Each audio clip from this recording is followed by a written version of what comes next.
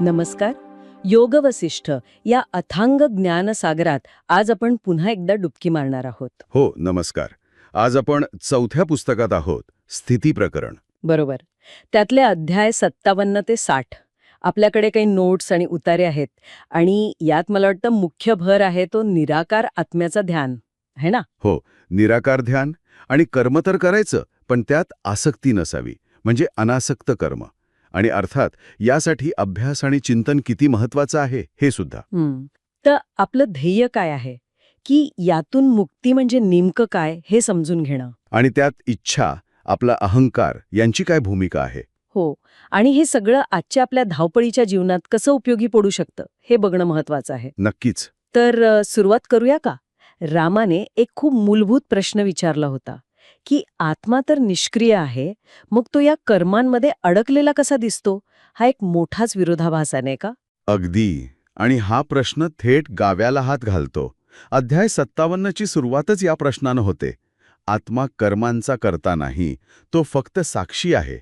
पण तरीही शरीराचं कारण तोच आहे. मग हे मी करतोय किंवा हे माझं, हे त्याचं, हे कुठून आलं? बरोबर. आता वशिष्ठांचं वैशिष्ट्य बघा. ते लगेच असं एकदम तात्विक उत्तर देत नाहीत. अच्छा, मग कसं सांगतात? ते आधी अगदी व्यावहारिक पातळीवर येतात. खरी मुक्ती म्हणजे काय? ती काहीतरी दूरची गोष्ट नाही, ती आहे जाणण्याची गोष्ट. हे शरीर म्हणजे एक तुरुंग आहे, असं ते म्हणतात. तुरुंग? कसं काय? हो, म्हणजे रूपक आहे. हाडांच्या सळ्या आणि डोक्याचं छत असलेलं. पण यातून बाहेर पडायची किल्ली कोणती? तर ज्ञान. ज्ञान म्हणजे माहिती? नाही, केवळ माहिती नाही, तर खरी समज, खरी दृष्टी. आणि गंमत म्हणजे वशिष्ठ म्हणतात की हा तुरुंग खरं तर उघडाच आहे. आपल्याला फक्त ते कळत नाहीये. अरे वा, म्हणजे आपण उगाचच अडकलो आहोत असं वाटतंय. अगदी.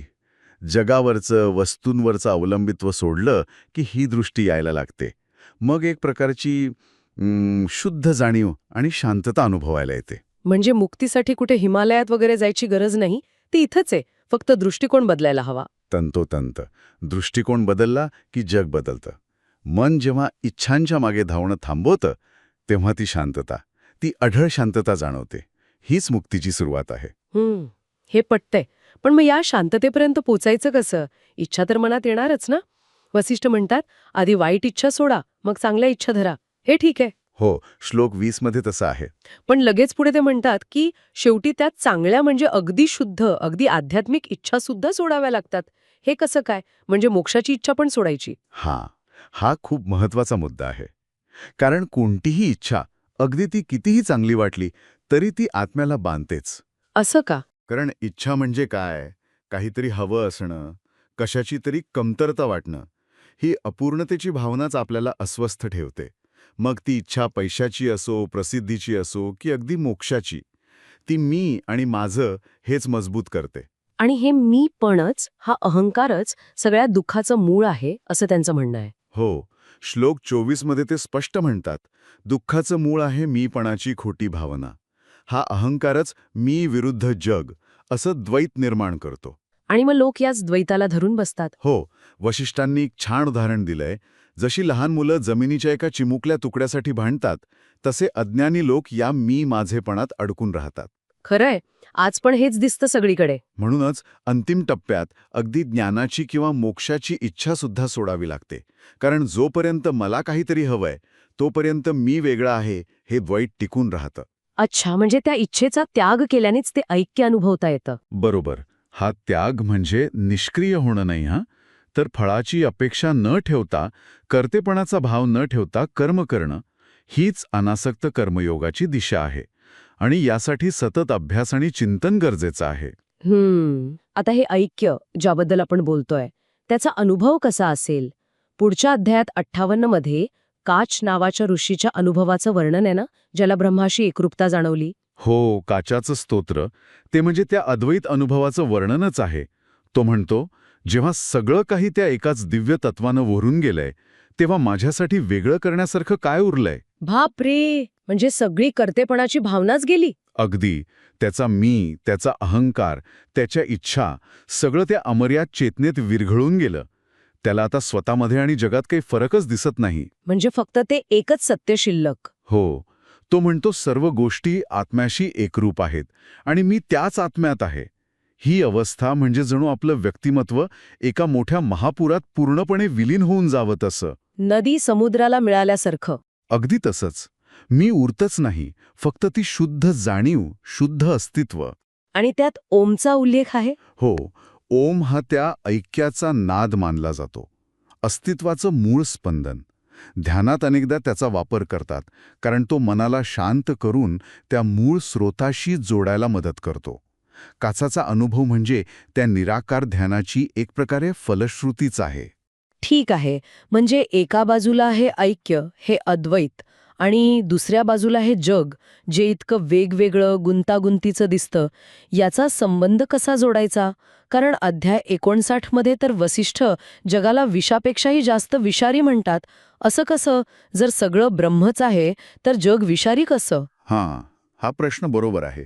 जगाला विषारी म्हटलंय ते त्याच्या मूळ स्वरूपाबद्दल नाही, तर ते जसं आपल्याला दिसतं, भासतं आणि आपण त्यात जसे गुंतून जातो त्याबद्दल. म्हणजे जगातली सुख, आकर्षणं ती मोहक वाटतात, पण ती टिकणारी नाहीत, क्षणभंगूळ आहेत. आणि ती आत्म्याला त्याच्या खऱ्या स्वरूपापासून, त्या शांततेपासून आणखी दूर नेतात. या अर्थाने ती विषासारखी आहेत. तात्पुरता गोडवा देतात, पण परिणामी बंधनकारक ठरतात. अच्छा, म्हणजे जगाच्या दिसणाऱ्या रूपात अडकणं हे विष आहे. अगदी. वसिष्ठ पुढे सांगतात की हे सगळं विश्व, ही विविधता, ही मुळात ब्रह्माच्या मनात आलेल्या एका संकल्पामुळे, एका सूक्ष्म गतीमुळे निर्माण झाली आहे. काय सांगताय? म्हणजे हे सगळं जग, हे डोंगर, समुद्र, आपण, हे एका विचारातून आलंय? योग वसिष्ठाच्या तत्वज्ञानानुसार होय, ती एक मानसिक निर्मिती आहे, जणू स्वप्न. त्या मूळ संकल्पातून, त्या ऊर्जेतून प्रकाश आला, मग विश्वांड तयार झालं. हिरण्यगर्भ ज्याला म्हणतात. बरोबर. आणि मग त्यातून देव, पर्वत, समुद्र, सगळी जीवसृष्टी विस्तार पावली. आणि याच संकल्पशक्तीतून द्वैत निर्माण झालं. सुखदुःख, जन्ममृत्यू, हा सगळा त्या एका चेतनेचा विस्तार आहे, तिचा खेळ आहे. पण या खेळातच अडकून पडलो की ते विषारी ठरतं. आणि मग अध्याय 60 मध्ये जीवांचा प्रवास सांगितलाय, बरोबर? ते ठिणग्यांसारखे बाहेर पडतात असं काहीतरी? हो, जीव हे त्या मूळ ब्रह्मतत्वातून, गरम लोखंडातून उडणाऱ्या ठिणग्यांप्रमाणे बाहेर पडतात. म्हणजे प्रत्येक जीव मूळतः तोच अंश आहे. मग ते सूक्ष्म रूपात जगात येतात, हळूहळू स्थूल देह घेतात, वनस्पती, प्राणी, मग मनुष्य. हा एका चेतनेचा वेगवेगळ्या रूपांमधून प्रवास आहे. आणि मग या प्रवासात ते 3 गुण येतात, सत्व, रजस, तमस. त्यांचा काय परिणाम होतो? बरोबर. हे 3 गुण म्हणजे प्रकृतीचे स्वभावधर्म. सत्व म्हणजे शुद्धता, ज्ञान. रजस म्हणजे क्रियाशीलता, वासना. आणि तमस म्हणजे जडत्व, अज्ञान, मोह. प्रत्येक जीवात हे कमी अधिक प्रमाणात असतात. आणि त्यानुसार त्यांचं वर्तन ठरतं. हो, सत्वगुणी असतील तर ज्ञानाकडे, मुक्तीकडे ओढ असते. रजोगुणी सतत कर्मात, धडपडीत असतात, फळाची अपेक्षा धरतात. वशिष्ठ स्वतःलाही राजस सात्विक म्हणतात. आणि तमोगुणी असतील तर ते मोहात, जडत्वात अडकून राहतात. भौतिक जगापलीकडे त्यांना काही दिसत नाही. पण हे वर्गीकरणांची शेवट नाहीये ना, यातून बाहेर पडता येतं. नक्कीच. हे अंतिम सत्य नाही, या फक्त प्रवासातल्या अवस्था आहेत. वशिष्ठ पुन्हा मूळ मुद्द्याकडे येतात. जर खोलवर विचार केला तर हे सगळं एकच ऐक्य आहे हे लक्षात येईल. ही विविधता, हे गुण, हे सगळं वरवरचं आहे. त्यामागे एकच तत्व आहे. जसं लाटा वेगवेगळ्या दिसल्या तरी पाणी एकच. बरोबर. अभ्यास आणि चिंतनाने, विचाराने या वरवरच्या भेदांपलीकडे जाऊन ते एकत्व अनुभवता येतं. हे सगळं ऐकायला खूप खोल आणि प्रभावी वाटतंय. पण आता मुख्य प्रश्न, हे हजारो वर्षांपूर्वीचं ज्ञान आजच्या जगात कसं उपयोगी पडेल? जिथे स्पर्धा आहे, करिअर आहे, नाती आहेत, आयुष्याचा अर्थ शोधायचा आहे, तिथे याचं काय महत्त्व? बरोबर. कुठलंही तत्वज्ञान जर जगण्याला भिडत नसेल तर ते कोरडं ठरतं. पण योग वशिष्ठ इथेच मदत करतं. ते खूप व्यावहारिक आहे. पहिला मुद्दा घेऊ, महत्वाकांक्षा. आज प्रत्येकाला काहीतरी बनायचंय, मिळवायचंय. योग वशिष्ठ भौतिक हव्यासावर, लोभीपणावर टीका करतं. याचा अर्थ काहीच करू नका असं नाही. कर्म करा, पण कशासाठी?